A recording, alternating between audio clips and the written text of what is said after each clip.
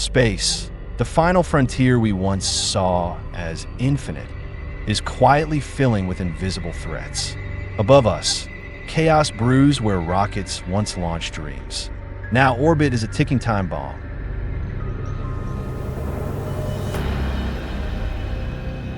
Imagine a silent, high-speed bullet shatters a satellite into 10,000 fragments. Each piece becomes a weapon, ricocheting through Earth's orbit at 17,500 miles per hour, fast enough to cross the US in 10 minutes.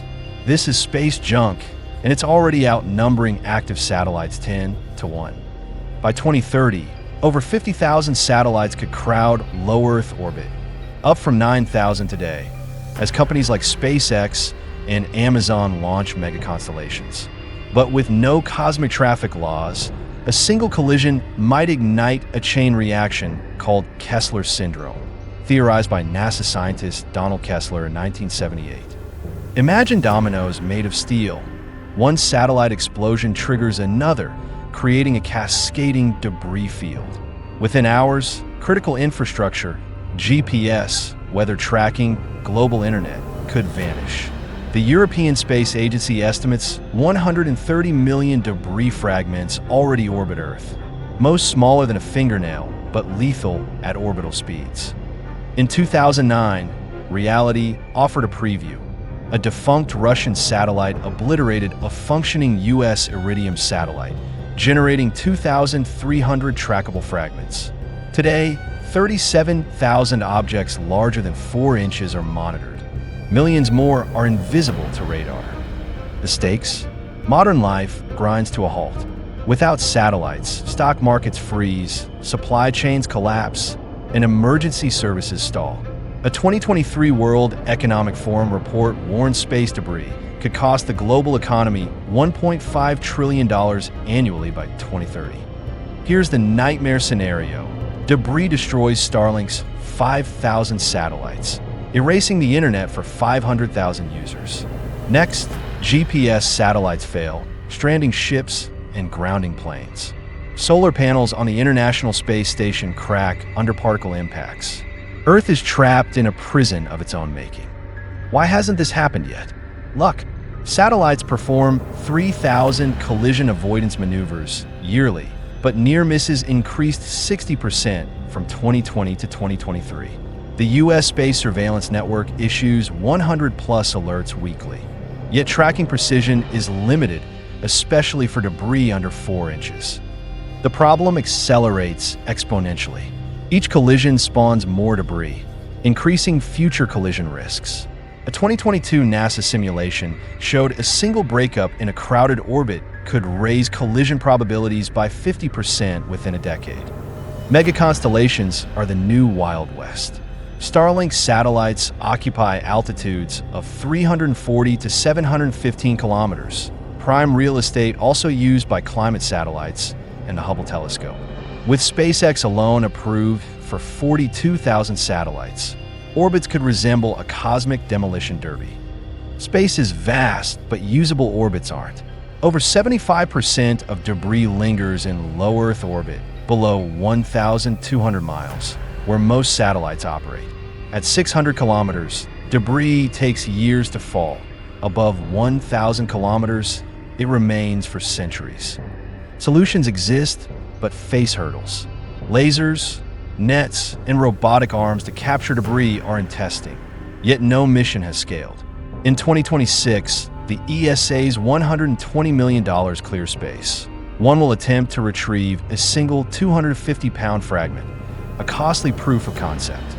Satellite graveyard orbits and deorbiting protocols help, but compliance is spotty. Only 60% of new satellites follow guidelines to burn up within 25 years. Dead satellites like Envisage, a 9-ton zombie, drift menacingly, too large to ignore, too risky to remove. Policy lags behind technology. The 1967 Outer Space Treaty declares nations responsible for their debris, but enforcement is non-existent.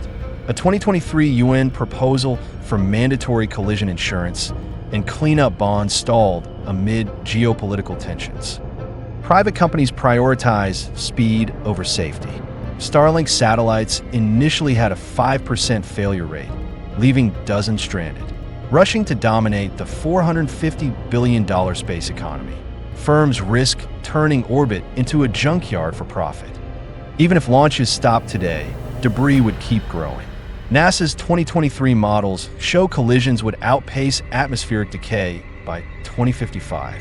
Without intervention, key orbits become unusable, severing humanity's digital lifelines. The military complicates things. Rival nations avoid sharing satellite paths, fearing espionage. During the 2022 Ukraine war, hackers targeted satellite communications, exposing orbital infrastructure's fragility in conflicts. Astronomers warn of a loss of the sky. Debris reflects sunlight, creating artificial twilight that blinds telescopes. SpaceX's VisorSat dimmed satellites by 50%, but megaconstellations still outshine 99% of visible stars. Innovation sparks hope. Startups like Astroscale test magnetic docking to service satellites, while Northrop Grumman's mission extension vehicles refuel aging ones. MIT's electrodynamic tethers could drag debris down using Earth's magnetic field. The ultimate fix? Recycling. D-Orbit's Infinite Orbiting Recycling Station aims to repurpose dead satellites in orbit.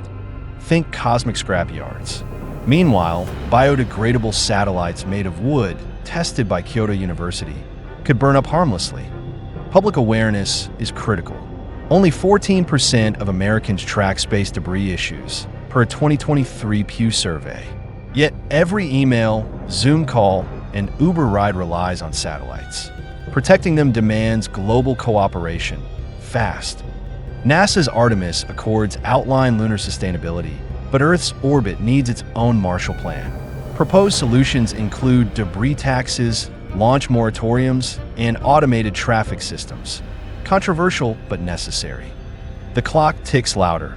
A 2023 study in Nature calculates a 10% chance of catastrophic debris growth by 2030 if trends continue. For context, insurers rate this risk higher than many climate disasters. History offers lessons. The 1987 Montreal Protocol phased out ozone-killing chemicals. The 2002 Stockholm Convention targeted toxic pesticides. Space junk needs similar binding treaties before a crisis forces reactive chaos. Corporate responsibility is rising. Amazon's Project Kuiper pledges to deorbit satellites within 355 days. Airbus designs detumbler devices to stabilize dead satellites, reducing collision risks. Citizen scientists join the fight. The ESA's Fly Your Satellite program lets students design debris tracking tech. Open source projects like SatNOGS crowdsource global ground stations to monitor at-risk objects. Methane rockets could be game changers. Launchers like Blue Origin's New Glenn use liquid natural gas, leaving fewer toxic residues than solid fuels. Cleaner burns mean less accidental debris from explosions. AI might save the day. Lockheed Martin's Space Fence radar uses machine learning to predict collisions days in advance. Private firms like Leo Labs map debris in real time, offering satellite operators collision analytics. The final frontier can't be a free-for-all. Analogous to ocean plastic, space junk accumulates silently until it's too late. Unlike plastic, debris moves 10 times faster than a rifle bullet, making cleanup exponentially harder. Survival hinges on two words: prevention and remediation. Prevent new debris via stricter regulations. Remediate existing threats via global-funded missions. The alternative? A disconnected, navigation-less world, resetting progress by decades. The internet's fate isn't sealed yet. From laser brooms to cosmic tow trucks, solutions are within reach. But without urgency, the 2030s may witness a silent catastrophe. Not with explosions, but with the eerie stillness of dead satellites drifting through an impassable scrap metal storm. In the vast silence of space, the danger isn't what we hear, it's what we ignore. Space junk is humanity's shadow, And unless we act fast, that shadow might eclipse our future.